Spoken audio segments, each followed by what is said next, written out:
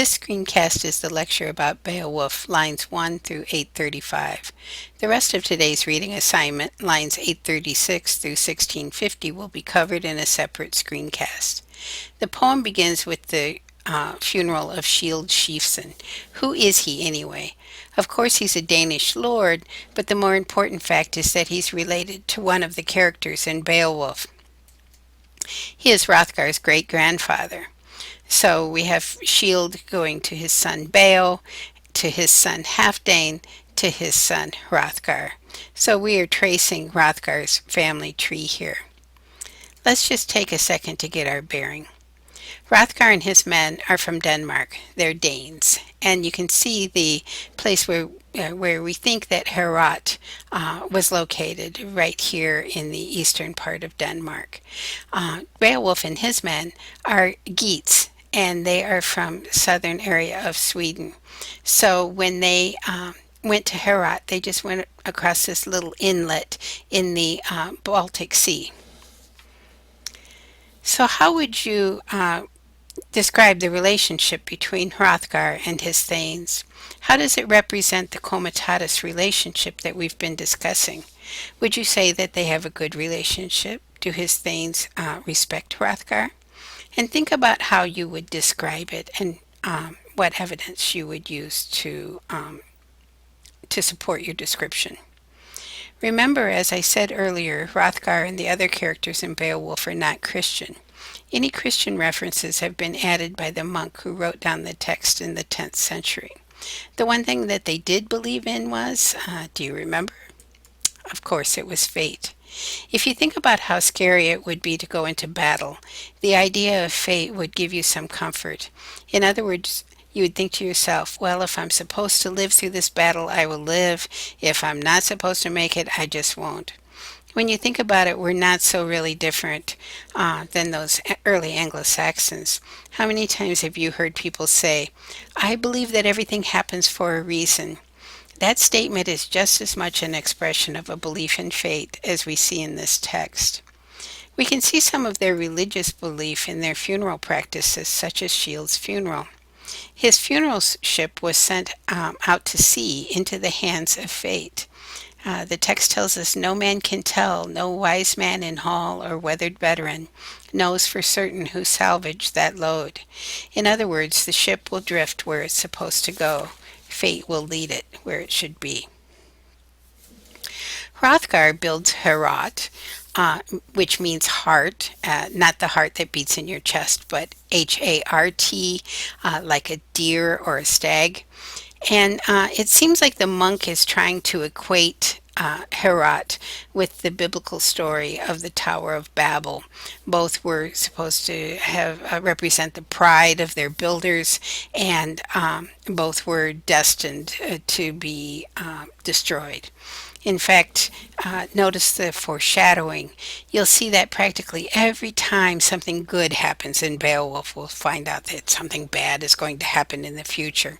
So it tells us the hall towered, its gables wide and high, and awaiting a barbarous burning. So we know that Heorot is going to be destroyed by fire eventually. And so right at the beginning, right when it is first created, we know how it's going to end.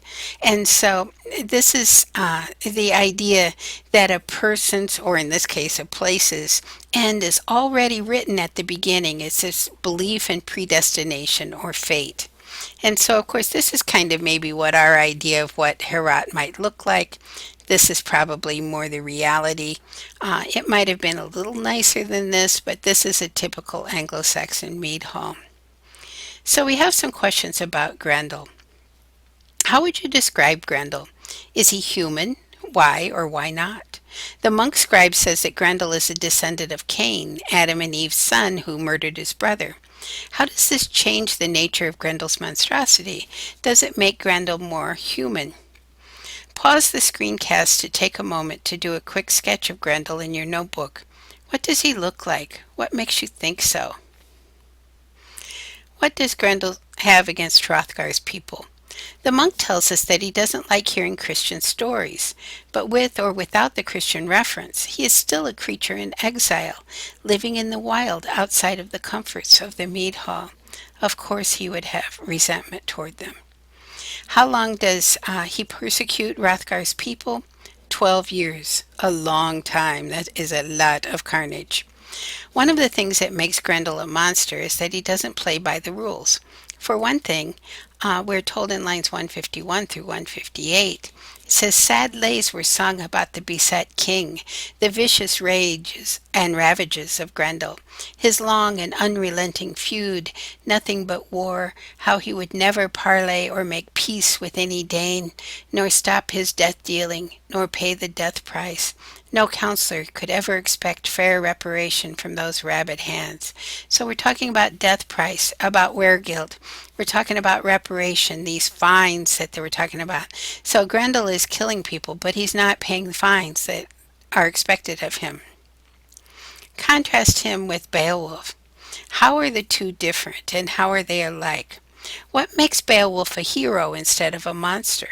It's important to think about the similarities and differences between the two. One of the things that I told you to watch for while you were reading is boasting. Did you find any instances? One occurs when Beowulf is talking to Wealhtheow.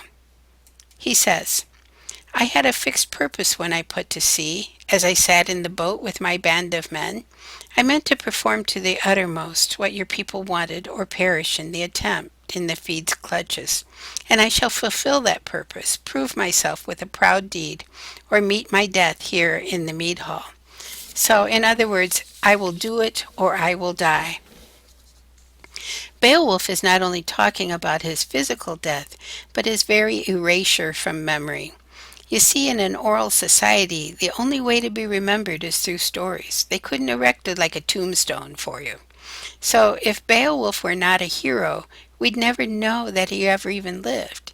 If he had not defeated Grendel, then his story would have most likely died with him right there in Herat. The only way for Beowulf to achieve any sort of immortality was by continuously doing deeds that caused people to compose songs in his honor and tell stories about his heroics. And when you think about it, it worked. We're still talking about him 1500 years later. As I said in the introduction, words were very powerful in Anglo-Saxon culture.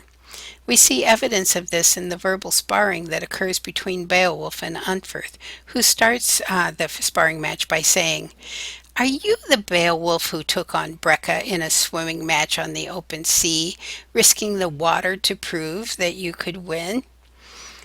Unferth tries to needle Beowulf, to unnerve him by his accusations, but Beowulf comes back at him with, well, friend Unferth, you have had your say about Breca and me, but it was mostly the beer that was doing the talking. You can imagine the crowd reaction to this line.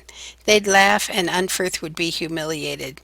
Beowulf, on the other hand, doesn't seem in the least bit affected by Unferth's accusations. At the end of their interaction, Beowulf delivers the verbal death blow. Now, I cannot recall any fight you entered, Unferth, that bears comparison. I don't boast when I say that neither you nor Breca were ever much celebrated for swordsmanship, or for facing danger on the field of battle. You killed your own kith and kin, so for all your cleverness and quick tongue, you will suffer damnations in hell. Of course, this last little bit about hell was the monk's edition, but Beowulf's accusation of Unferth's fratricide, and the fratricide is more clear in the Old English than it is in Haney's translation, ends the verbal sparring match. This is the second instance of fratricide that we've encountered in this text. First Cain murdered Abel, and now we learn that Unferth killed his own brother. These verbal matches were so common that they had a name, and it was fluting. You can kind of think about it as modern day trash talking, except more serious. And a hero was expected to do as well in a verbal contest as he did in a physical one. Once again, it is that connection between word and deed. As you can see, Beowulf does as well in these verbal fights as he does in the physical ones. Wealhtheow. Her name means Welsh slave, as from Wales, meaning that she probably came to Herat as a prisoner taken in battle. However, what does her relationship to Hrothgar seem like? Do you think that she is a respected member of the community? Think about what evidence you could provide for your answer.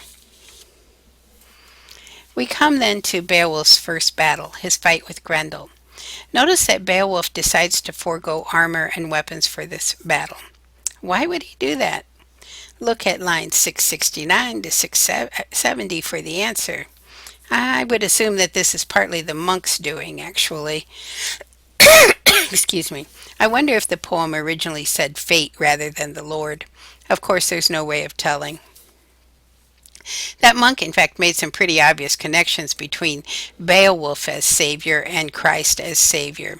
For instance, in 698, he says, through the strength of one, they all prevailed. And in lines 941 through 45, he says, whoever she was who brought forth this flower of manhood, if she is still alive, that woman can say that in her labor the Lord of ages bestowed a grace on her. So Beowulf's mother is compared to Mary. As you read the second half of the poem, watch for further references to this connection. The fight between Beowulf and Grendel. One would think that Beowulf was hopelessly outmatched, but it doesn't take long for Grendel to realize that he is in real trouble. In line 754 through 56, we hear, he was desperate to flee to his den and hide with the devil's litter, for in all his days he had never been clamped or cornered like this. Grendel knows pretty early on that he can't defeat Beowulf, so he's more intent on getting away than in fighting. Beowulf's thanes live up to their promise, trying to help Beowulf in battle. Beowulf's warriors worked to defend their lord's life, laying about them as best they could with their ancestral blades. But of course they couldn't know that blades and weapons couldn't hurt Grendel. Beowulf finally wins the battle by tearing off Grendel's arm. I think this is a great illustration because it really brings into question the difference between hero and monster. I mean, does Beowulf look any less monstrous in this image than Grendel does? So this section of the reading ends with Grendel's arm hanging from the rafters of Herat, a visual symbol of Beowulf's triumph. Continue this lecture in the screencast on lines 836 through 1650.